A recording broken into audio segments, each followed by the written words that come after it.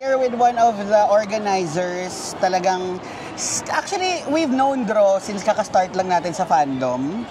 Nakita na rin niya na makita na natin ang SB19 in person. Ako pala, sorry Matt. Yes. Anyway, Dro, we have here Dro from 8 in Singapore. So Dro, I know medyo post-video ito, but how was the preparation for the concert legs, lalo na yung mga papalapit na? Kasi we all know the story na it started out na parang 700 na lang and then bam, last day sold out. Oo nga. Yeah, so actually, ito, mahaba yung preparation namin, which is good for Singapore kasi nag-start kami as early as December. Na-finalize namin details January, so we have a lot of time. But I think yung pinaka-importante this year is we dream very big talaga.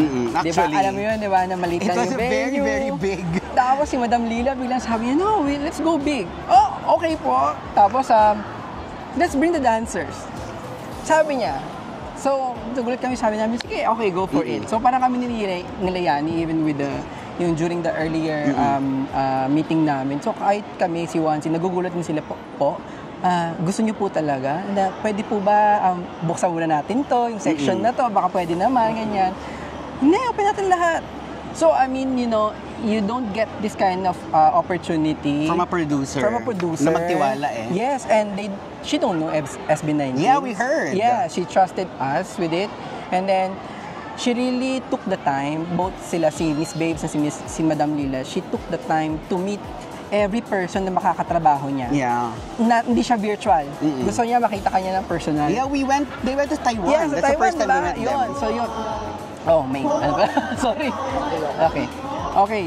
So, ayun na nga. And then, dumarating na, nag-4,000 na, 5,000, and 6,000. consistent ang updates mo. Yes, correct. Yes, sobrang consistent. Oo. At saka happy ako na naging sale siya. Kasi maraming sasabi, like, punta tayo ng Taiwan kami, sabi niyo, uy, bumili akong ticket kasi nakita ko yung post mo, napagod na ako. Parang gano'n, parang sabi ko, wow. So, may naggalaw dun sa consistent updates mo. Yes, so natutuwa ako. Natutuwa ako sa lahat ng 18 kasi marami talagang concern na alam mo yun na dapat ma-sold out natin. Yeah. So, sabi nga namin, kahit kay Amba, we went for yesterday sa kay Amba. So, sabi niya na it's a pride, hindi lang as a Filipino, but as a Southeast Asian. Yes. Kasi this is the first time, an artist from Southeast Asia na lumalaki talaga ng ganito. And nakita nyo naman kanina, yung basking, kahit kami, super. At hindi pa ito announced. Hindi siya announced. Because for everyone's info, that's why we didn't announce it because we were forbidden by the government to post it online, even SB19 themselves. So, yun lang po, clear lang natin yun kasi baka may tampo, hindi na-announce, hindi na ganito. But the turnout, ultimately, kasi ang gusto namin, sobrang ganda ng turnout. Sobrang ganda. Congratulations. Look at the, so clear. Yes, ang clean ng venue. Yes. Wait lang, I believe you were the one who pitched the SB19 sa ating producer, correct? Opo. Yes. Wait lang. So, how did this come about? Kumaga, how did you, take us through the process of pitching kay Miss Lila? Okay. So, actually, I'm working for a different brand before, owned din by Rhombus Connection by our company. In another place. So, naging customer ko si Miss Babes Conde. So, she's a friend of Ryan Cayabyab.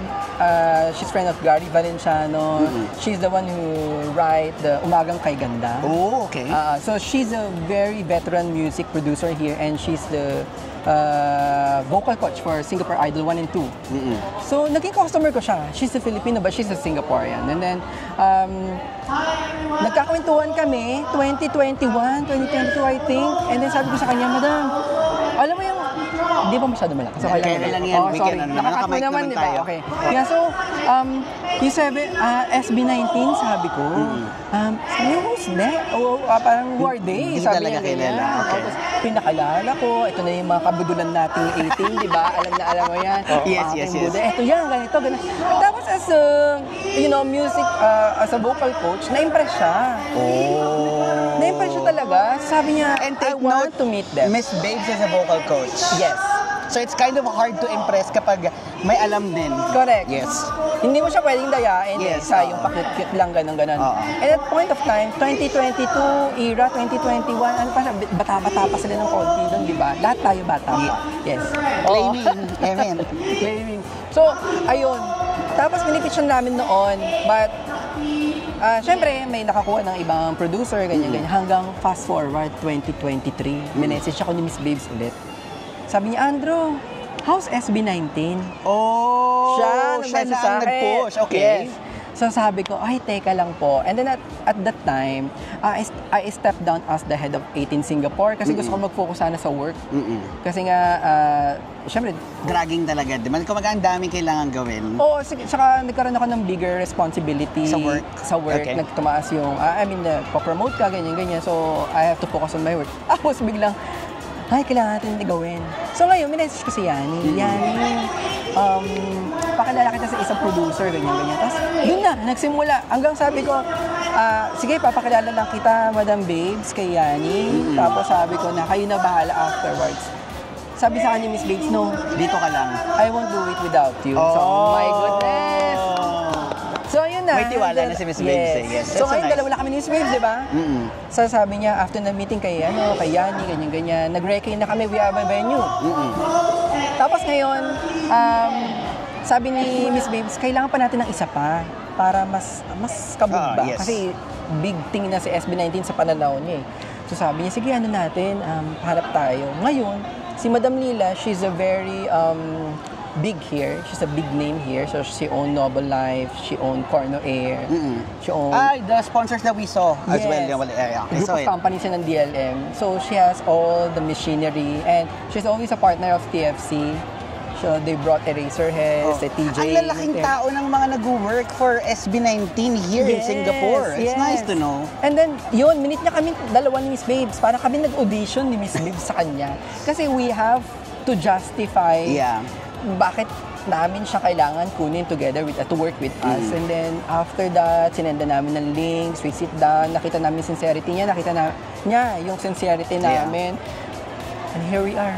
I believe it was Miss Lila's family we met in Taiwan. The one you were with. Correct. It's a really nice family. We kept on telling our subscribers, and it's nice to know that we have a person like Dro who pitches. So 18, ganyan mag-recruit ha. Kailangan sa mga yung legit na tao. Charot. Anyways, thank you very much. We won't take up too much of your time kasi I know we still have an event. And thank you very much, guys. Same thing. Yes, last message, of course. To the 18 community. Ako siguro, before na lang ng last message, siguro gusto ko i-share paano na rin namin na plano yung basking. So, we planned the basking since April or May. Recent lang. April, May, few months ago. Oh, a few months ago. Okay. So, wala naman itong pressure to be clear with the Taiwan busking? Wala. Okay. Kasi prepared na kami since April, May eh.